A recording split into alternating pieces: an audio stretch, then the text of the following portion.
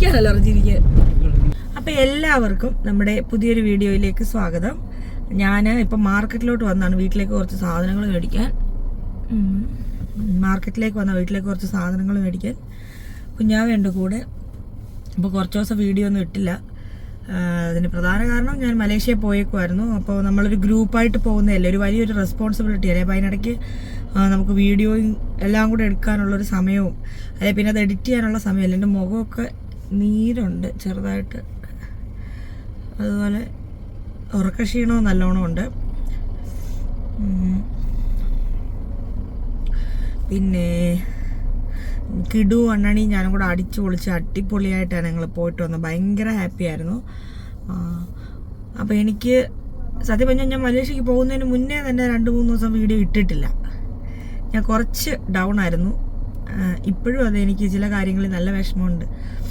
എന്താ സംഭവം എന്ന് വെച്ചാൽ ഞാൻ പറയണോ വേണ്ടേ ഞാൻ ആലോചിച്ചു. പിന്നെ വെച്ച് കുറച്ചൊന്ന് പറയുന്നത് നല്ലതാണ്. നമ്മളങ്ങനെ അങ്ങ് വെറും പൊട്ടന്മാരല്ലല്ലോ. എങ്ങനെ എപ്പോഴും ഒരാളെ പറ്റിക്കാൻ പറ്റില്ല എന്ന് പറയുന്ന പോലെ.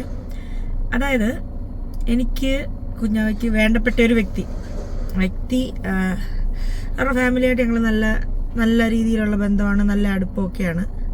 അപ്പോൾ എന്തെടുത്താൽ ഇവർക്ക് കുറേ സാമ്പത്തിക ബാധ്യതകളുണ്ട്. അപ്പോൾ മിക്കപ്പോഴും ഇങ്ങനെ വിഷമിച്ചിരിക്കുന്നതും കരയുന്നതും കാര്യങ്ങളൊക്കെ നമ്മൾ കാണും. അപ്പോൾ ഞാൻ എന്ത് ചെയ്തു, ഇവരാവശ്യപ്പെട്ടതും പ്രകാരം ഒന്ന് സഹായിക്കാമെന്ന് കരുതി എൻ്റെ പരിചയത്തിലുള്ള ഒരാളുടെ കയ്യിൽ നിന്നും കുറച്ച് പൈസ കടം വാങ്ങിച്ചു കൊടുത്തു. പലിശയ്ക്കോ ഒന്നുമല്ല, പൈസ കടം വാങ്ങി കൊടുത്തു. ഇത്ര ദിവസത്തേക്കാവും അവർ അത് എന്തോ ഒരു സ്ഥലക്കച്ചവടോ കാര്യമൊക്കെ കഴിയുമ്പോൾ തരാമെന്ന് പറഞ്ഞതാണ്. അപ്പോൾ നമ്മൾ എന്ത് ചെയ്ത് വിശ്വസിച്ച് പൈസ കൊടുത്തു. കുറച്ച് ദിവസത്തേക്ക് അത് പറഞ്ഞ് കൊടുത്തു.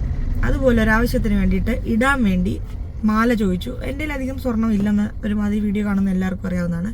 എങ്കിലും ഞാൻ എൻ്റെ കയ്യിലുണ്ടായിരുന്ന ഒരു മാല കൊടുത്തു. അപ്പോൾ എന്ത് പറ്റിയെന്ന് പറഞ്ഞാൽ, ഈ വ്യക്തി കിട്ടിയ പാടെ 2 ദിവസം കണ്ടി മാല ഇട്ടിട്ട് ഇടാൻ വേണ്ടി വാങ്ങിച്ച, എന്നിട്ട് ഇതിനെ കൊണ്ട് പണയം വെക്കുകയോ വിൽക്കുകയോ ഏതാണ്ട് ചെയ്ത്, എന്താ ചെയ്തതെന്ന് പോലും എനിക്കറിയത്തില്ല. നമ്മളോടൊരു വാക്ക് പറഞ്ഞുമില്ല, ഒന്നുമില്ല, അതേപ്പറ്റി ഒരു സംസാരമൊന്നുമില്ല. ഇപ്പോൾ വർഷം 2ആയി. ആള് പൈസയ്ക്ക് വിളിച്ചാൽ അവർ ഭാര്യയായാലും ഭർത്താവായാലും ഫോൺ എടുക്കത്തില്ല. മാലയെക്കുറിച്ച് ഒരറിവുമില്ല, തരത്തില്ല. അപ്പം നിങ്ങൾക്കറിയാലോ, അണ്ണാണി പോവാറായി നിൽക്കുകയാണ്. പിന്നെ പിന്നെ ജർമ്മനിയിൽ അങ്ങനെയുള്ള സ്ഥലങ്ങളിൽ പോകുമ്പോഴത്തേക്ക് അക്കൗണ്ടിൽ നമ്മൾ എമൗണ്ട് കാണിക്കണം. അതിനുവേണ്ടി കുറേ കഷ്ടപ്പെട്ടല്ല അവിടെ. ഇപ്പോഴും അതായിട്ടില്ല. പക്ഷേ ഇവരോട് വിളിച്ചാൽ ഇവർ ഫോൺ എടുക്കത്തേയില്ല. അങ്ങനെ ഞാൻ അയച്ച വാട്സപ്പ് മെസ്സേജ് ഒന്നും ഓപ്പൺ ആക്കി നോക്കത്തില്ല. പക്ഷേ ആ പുള്ളിക്കാരി എപ്പോഴും ഓൺലൈനിലുണ്ട്. ഒരു സ്ത്രീയാണ്, ഞാൻ സഹായിച്ചതൊരു സ്ത്രീയാണ്. അവർ എന്ത് ചെയ്താൽ എൻ്റെ ഫോൺ എടുക്കത്തേയില്ല. അപ്പോൾ ഞാൻ ഈ അടുത്ത ആളുടെ ചേച്ചീൻ്റെ അടുത്ത് പറഞ്ഞൊന്ന് പറയണം, ഞാൻ വിളിച്ചാൽ ഫോൺ എടുക്കാനൊന്ന് പറയണമെന്ന്. പക്ഷേ എന്നെ വിളിച്ചുമില്ല, എടുക്കത്തുമില്ല. വാട്സപ്പിൽ നമുക്ക് ലാസ്റ്റ് സീൻ കാണാം. ഓൺലൈനിലുള്ളപ്പോഴെല്ലാം നമ്മുടെ മെസ്സേജ് അയച്ചാൽ ഓപ്പൺ ആക്കി നോക്കത്തില്ല മെസ്സേജ്. ഇപ്പം പൈസയുടെ കാര്യം രണ്ടാമത്തെയാണ്. പക്ഷെ നമ്മളൊരാളെ വിശ്വസിച്ച് കഷ്ടപ്പെട്ട് കാരണം കുറച്ച് കഴിഞ്ഞപ്പോൾ ഞാൻ ആരുടെ നിന്നാണോ പൈസ കടം വാങ്ങിച്ചു കൊടുത്തത് അവർക്ക് പൈസയ്ക്ക് ആവശ്യം വന്നു. അപ്പം ഞാൻ വേറെ ആളുടെ നിന്ന് മേടിച്ചു കൊടുക്കേണ്ടതായിട്ടും അവർ പറയുന്ന പോലെ പലിശ അടച്ചു വെക്കാൻ പല രീതിയിലും ഞാൻ ആ പൈസ ആദ്യം തന്ന ആൾക്ക് തിരിച്ചു കൊടുത്തു. പക്ഷെ ഇത് തിരിച്ചു കിട്ടണ്ടേ. അങ്ങനെ ഞാൻ വോയിസ് മെസ്സേജ് അയച്ചിട്ടുണ്ട്. എനിക്ക് കരച്ചിൽ സഹിക്കാൻ പറ്റാണ്ടായിട്ട് പോലും ഞാൻ വോയിസ് മെസ്സേജ് അയച്ചിട്ടുണ്ട്. അങ്ങനെയൊക്കെ അയച്ചു. കഴിഞ്ഞ ദിവസം ഞാൻ ഫോൺ വിളിച്ചപ്പോൾ ചേട്ടൻ ഫോൺ എടുത്തു. ചേച്ചീനെ വിളിച്ചപ്പോൾ കുറേ ആയപ്പോൾ അവർക്ക് ശല്യം ആയതുകൊണ്ടാണോ എന്നറിയത്തില്ല, അവർ ഫോൺ എടുത്തു. ഞാൻ പറഞ്ഞു, ചേട്ടാ ചേച്ചീൻ്റെ ഫോൺ കൊടുക്കാൻ പറഞ്ഞു. പുള്ളി കൊണ്ട് ചേച്ചിയുടെ അടുത്ത് ഫോൺ കൊണ്ടു കൊടുത്തപ്പോൾ ഇന്ന ആളാന്ന് പറഞ്ഞു. എനിക്കൊന്നും കേൾക്കാനും ഇല്ല, എനിക്ക് അങ്ങോട്ടൊന്നും പറയാനും ഇല്ലെന്ന്. ഞാനത് കേട്ടോണ്ടിരിക്കുക. എനിക്കങ്ങ് ഭയങ്കര സങ്കടമായി പോയെന്ന് പറഞ്ഞാൽ, അതുപോലെ ബുദ്ധിമുട്ട് നിന്നിടത്ത് നമ്മൾ അത്യാവശ്യം വലിയൊരു എമൗണ്ട് സഹായിച്ചിട്ട് അത് ഇപ്പോൾ തിരിച്ച് വേറൊരാളുടെ നിന്ന് മേടിച്ചു കൊടുത്തിട്ട് അവിടെ പലിശയും കൊടുത്തുകൊണ്ടിരിക്കുകയാണ് ഞാൻ. എന്നാൽ എന്തെങ്കിലും ഒന്നും വേണ്ട, വിളിച്ചൊന്നെടുത്ത് ഇപ്പോൾ ശരിയായില്ല, ഞാനത് ശരിയാക്കി തരാം, അല്ല എന്ത് ചെയ്യാം, ഒരു വാക്ക് പറയുക എന്നുള്ളത്. ഇതിപ്പോൾ എന്താണെന്ന് വെച്ചാൽ അവരെനിക്ക് പൈസ തന്നിട്ട് ഞാൻ അവരുടെ പിന്നാലെ നടക്കുന്ന പോലത്തെ ഒരു അവസ്ഥയാണ്. എന്നെ അതങ്ങ് നമ്മൾ ഒരുപാട് പേരെ സഹായിക്കുന്നുണ്ട്. നമ്മൾ തിരിച്ചു വേണമെന്ന് കരുതിയല്ല സഹായിക്കുന്നത്. ഇത് സഹായിച്ചതെന്ന് പറഞ്ഞാൽ കടമായിട്ട് കൊടുത്താൽ അവർക്ക് നല്ല ഒന്നാന്തരമായിട്ട് അറിയാം ഇത് എൻ്റെതല്ല, മറ്റൊരാളുടെ ആണെന്നുള്ളത്. അങ്ങ് ഈ അവരുടെ വീടിൻ്റെ അതുവഴിയൊക്കെ ഇടയ്ക്ക് വല്ലപ്പോഴും ഒക്കെ ഞാൻ പോകും. പക്ഷെ ഞാൻ ആ വീട്ടിൽ കയറിയിട്ടില്ല. കാരണം മക്കളൊക്കെ ഉള്ളതല്ലേ. അവരുടെ മുന്നിൽ വെച്ച് ഒരു ചോദ്യമായി 2 ചോദ്യമായി ബഹളമായി. മാത്രമല്ല എനിക്കിപ്പോൾ അവരെ കണ്ടാലും മുഖത്ത് നോക്കാൻ തോന്നുന്നില്ല. എൻ്റെ മനസ്സിലൊന്ന് വെച്ചോണ്ട് എനിക്ക് മുഖത്ത് നോക്കി ചിരിക്കാൻ പറ്റത്തില്ല. ശരിക്കും പറഞ്ഞാൽ എൻ്റെ മനസ്സിലിപ്പം എനിക്ക് അവരോട് ദേഷ്യമാണോ അവരെ കാണുമ്പോൾ എനിക്ക് സങ്കടമാണ്, എനിക്കൊന്നും അറിയത്തില്ല. പക്ഷേ ഇത് മനസ്സിൽ വെച്ചോണ്ട് എനിക്ക് അവരുടെ മുഖത്ത് നോക്കാൻ പറ്റത്തില്ല. നിങ്ങളോട് എനിക്ക് ഇത്രേ പറയാനുള്ളൂ. ഒരുപാട് അനുഭവങ്ങളുള്ളവരായിരിക്കുമല്ലോ, നമ്മളെക്കാട്ടിലൊക്കെ അനുഭവം ഉള്ളവരായിരിക്കുമല്ലോ. ചിലരിപ്പോൾ പറയാം അവരുടെ ഗതികേട് കൊണ്ടാണ്. ബാക്കി കാര്യങ്ങളും പലർക്കും പൈസ കൊടുക്കുന്നതും എടുക്കുന്നതും പലിശയ്ക്ക് കൊടുക്കുന്നതും ഒക്കെ ഞാൻ അറിയുന്നതുകൊണ്ട്. അതുപോലെ ഇവരെന്താ പിന്നെ മര്യാദയ്ക്ക് ആ പുള്ളിക്കാരി ഒന്ന് ജോലിക്ക് പോയി കഴിഞ്ഞാൽ തീരാവുന്ന കടവേ ഉള്ളൂ. ജോലിക്ക് പോകാനുള്ളൊരു മടി, അതുകൊണ്ടാണ് ഇങ്ങനെ ബാധ്യതകൾ കൂടി വരുന്നത്. അപ്പോൾ എനിക്കിത്രേ പറയാനുള്ളൂ, ദയവ് ചെയ്ത് ഒരാളുടെ നിന്ന് പൈസ മേടിച്ച് മറ്റൊരാളെ സഹായിക്കാതിരിക്കുക.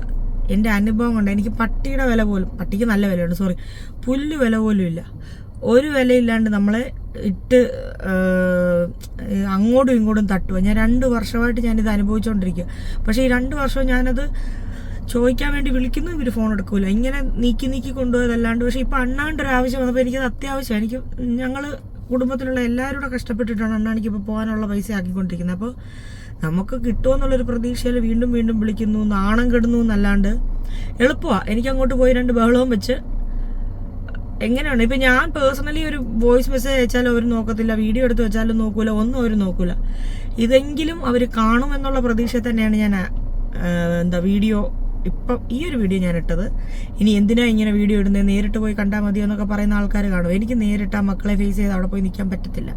മാത്രമല്ല ഞാൻ ചിലപ്പോൾ എനിക്ക് ചൂടാവുന്നതിനെക്കാട്ടി കൂടുതൽ എനിക്ക് കരച്ചിലേ വരത്തുള്ളൂ. ദേഷ്യം വന്നാൽ ഞാൻ ചൂടാവുകയല്ല ചെയ്യുന്നത്, സ്വയം വരുത്തി വെച്ചല്ലേ എന്നോർത്തുള്ളൊരു ദേഷ്യപ്പെടൽ മാത്രമേ ഉണ്ടാവുള്ളൂ. അപ്പോൾ എങ്ങനെയെങ്കിലും കറങ്ങി തിരിഞ്ഞ് ഈ വീഡിയോ, കാരണം ഈ കാര്യം അറിയാവുന്ന 1-2 പേര് കോമൺ ആയിട്ടുണ്ട്. അവരാരെങ്കിലും ഇത് ഷെയർ ചെയ്ത് കൊടുത്ത് കണ്ടിട്ടാണെങ്കിൽ ശരി, അതുപോലൊരു അവസ്ഥയിലായതുകൊണ്ട് പറയുകയാണ്. പിന്നെ നിങ്ങളോട് എനിക്ക് പറയാനുള്ളത് ഞാൻ വീണ്ടും പറയുന്നു, ദയവ് ചെയ്ത് വേണ്ട, നമുക്ക് ആരുടേതും വേണ്ട, നമ്മളോട്ട് ആർക്കും കൊടുക്കുകയും വേണ്ട. അത് തന്നെയാണ് ഏറ്റവും നല്ലത്. കടം കൊടുക്കുന്ന കാര്യത്തിൽ ഏറ്റവും നല്ലത്. പിന്നെ അപ്പോൾ ഞാൻ എന്തോ ചെയ്യണമെന്ന് എനിക്കറിയത്തില്ല. നിങ്ങൾക്കൊക്കെ ഇങ്ങനത്തെ അനുഭവങ്ങൾ ഉണ്ടായിട്ടുണ്ടെങ്കിൽ കമൻറ്റിലിടുക. അപ്പം ഞാനൊന്ന് കാണട്ടെ. അപ്പോൾ എനിക്കത് കാണുമ്പോൾ എനിക്കൊരു മനസ്സമാധാനം. ഞാൻ മാത്രമല്ലല്ലോ ഒറ്റപ്പെട്ടു പോയത് ഇങ്ങനെ.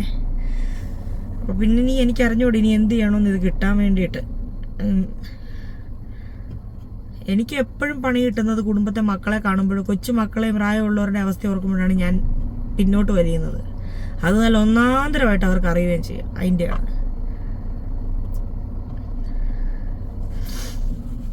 സത്യം പറഞ്ഞാൽ 2-ാം തീയതി 3-ാം തീയതി ഒക്കെ ഞാനിവിടെ കിടന്ന് എൻ്റെ ആ കോൾ ചെയ്തിട്ട് അവർ എനിക്കൊന്നും കേൾക്കുക വേണ്ട, ഒന്നും പറയാനുമില്ല എന്ന് പറഞ്ഞപ്പോൾ എനിക്കാണെങ്കിൽ ശരിക്കും തകർന്നു പോയി. കാരണം അങ്ങനെ അല്ലായിരുന്നു. പറയത്തില്ലേ പാലം കിടക്കോളം നാരായണ എന്ന് പറയുന്നത്, അത് കിട്ടുന്നവരെ എന്തൊരു സ്നേഹവും എന്തൊരു സ്നേഹപ്രകടനമായിരുന്നു. അത് കഴിഞ്ഞപ്പോൾ കഴിഞ്ഞു. പൈസയുടെ കാര്യമൊക്കെ അതുപോലെ മാല എന്തോ ഫംഗ്ഷനോ കാര്യത്തിന് ഇടാൻ വേണ്ടിയിട്ട് എടുത്തിട്ട് അത് കൊണ്ടുപോയി നമ്മൾ അറിയാണ്ട് അതിനെ പണയം വെക്കുകയോ വിൽക്കുകയോ ചെയ്യണമെങ്കിൽ എത്ര ധൈര്യം ഉണ്ടെന്ന് ഓർത്തോളൂ ഇങ്ങനത്തെ സിറ്റുവേഷനെ ഫേസ് ചെയ്യാൻ വേണ്ടിയിട്ട്. അപ്പോൾ ഞാൻ സാധനങ്ങളൊക്കെ വാങ്ങിക്കാൻ വേണ്ടി വന്നു. മുളകും മല്ലിയൊക്കെ വാങ്ങിച്ച് പൊടിപ്പിക്കണമായിരുന്നു, അത് കൊടുത്തിട്ടുണ്ട്. പിന്നെ ഞങ്ങൾ റേഷൻ കാർഡിൻ്റെ കുറച്ച് പണിയുണ്ട്, അതെല്ലാം ചെയ്യാൻ വേണ്ടി കുഞ്ഞാവ് അക്ഷയയിൽ പോയിരിക്കുകയാണ്. അപ്പോൾ ഞാൻ വിചാരിച്ചു എന്തിനാ ഇങ്ങനെ വിഷമിച്ചിരിക്കുന്നത്, കുറച്ച് നേരം നിങ്ങളോടൊക്കെ സംസാരിക്കാമെന്ന്. അപ്പം ഇത്രയും നാളും എന്നെ വീഡിയോ കാണാഞ്ഞിട്ട് നിങ്ങൾ മറന്നു പോകണ്ട. ഞാൻ ഇവിടെയൊക്കെ തന്നെയുണ്ട്. കിടു വീട്ടിലുണ്ട്, സ്കൂളിൽ പോയിട്ടില്ല. അണ്ണാണി തൊടുപുഴയിലാണ്. തൊടുപുഴയിൽ നിന്നാണിപ്പോൾ ക്ലാസ്സിൽ പോയിക്കൊണ്ടിരിക്കുന്നത്.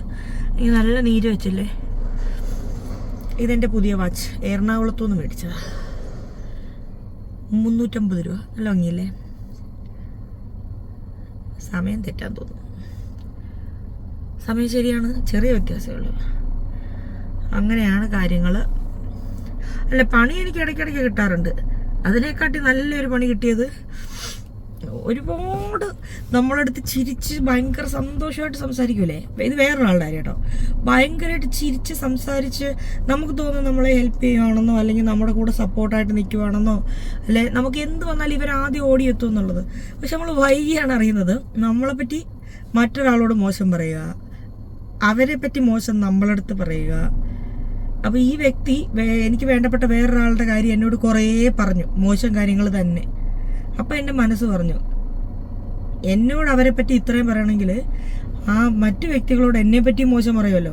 അതായത് നമ്മുടെ അടുത്തിരുന്നുകൊണ്ട് മറ്റൊരാളുടെ കുറ്റം കുറേ പറയും, നമ്മൾ പോകുന്ന ഉടനെ നമ്മളെ പറ്റിയും പറയും. അങ്ങനെ ഒരു നല്ലൊരു ഫ്രണ്ട്, ഒരു ബെസ്റ്റ് ഫ്രണ്ട് എന്ന് ഞാൻ കരുതിയ ഒരു വ്യക്തി പറയുന്നതിൻ്റെ ലൈവായിട്ടുള്ള മറ്റേ വോയിസ് റെക്കോർഡില്ലേ, അതൊക്കെ ഞാനിങ്ങനെ കേട്ടു. അങ്ങനെ വഴിയെ പോകുന്ന എല്ലാം പണിയാണ്. എനിക്ക് ഫ്രണ്ട്സ് വളരെ കുറവാണ്. വളരെ കുറവെന്ന് പറഞ്ഞാൽ വളരെ കുറവ്. 2-3 ഫ്രണ്ട്സിൽ കൂടുതൽ എനിക്കില്ല. ഇതാ കാരണം എനിക്ക് ആരെയും അങ്ങോട്ട് വിശ്വസിക്കാൻ പറ്റില്ല. എനിക്ക് പണി കിട്ടിക്കൊണ്ടേയിരിക്കും ഇങ്ങനെ. അതുകൊണ്ട് ഞാൻ ബെസ്റ്റ് ഫ്രണ്ട്സിൻ്റെ കൂട്ടത്തിലോ അല്ലെ തുറന്നു സംസാരിക്കാനോ ഒന്നും ഞാൻ ആരോടും നിൽക്കാറില്ല. പിന്നെ മലേഷ്യൻ ട്രിപ്പിനെ പറ്റി പറയുവാണെങ്കിൽ, നമ്മുടെ കൂടെ 72 വയസ്സായ ഒരു ആൻറ്റി ഉണ്ടായിരുന്നു, ഒരു അമ്മ ഉണ്ടായിരുന്നു, തിരുവനന്തപുരത്തുനിന്ന് ശോഭയമ്മ. അമ്മ ഏറ്റവും കൂടുതൽ എൻജോയ് ചെയ്തത്, ജീവിതത്തിൽ ആദ്യമായിട്ട് അമ്മ സ്വിമ്മിംഗ് പൂളിൽ ഇറങ്ങി. പിന്നെ ബാത്തു കേവ്സ് എന്ന് പറഞ്ഞൊരു മുരുകൻ്റെ അമ്പലമുണ്ട്, 278 സ്റ്റെപ്പുള്ള. അത്രയും സ്റ്റെപ്പും കുത്തനെയുള്ള സ്റ്റെപ്പ് കയറി ആ ഗുഹയിലുള്ള അമ്പലം കണ്ടു തൊഴുതു എല്ലായിടത്തും. അതുപോലെ ഒത്തിരി പ്രായമുള്ള ആൾക്കാരുമായിട്ടാണ് നമ്മൾ പോകുന്നത്. അപ്പോൾ ഇന്ന് പോയതിൽ ഞങ്ങൾ 26 പേരടങ്ങുന്ന ഒരു ഗ്രൂപ്പാണ് പോയത്.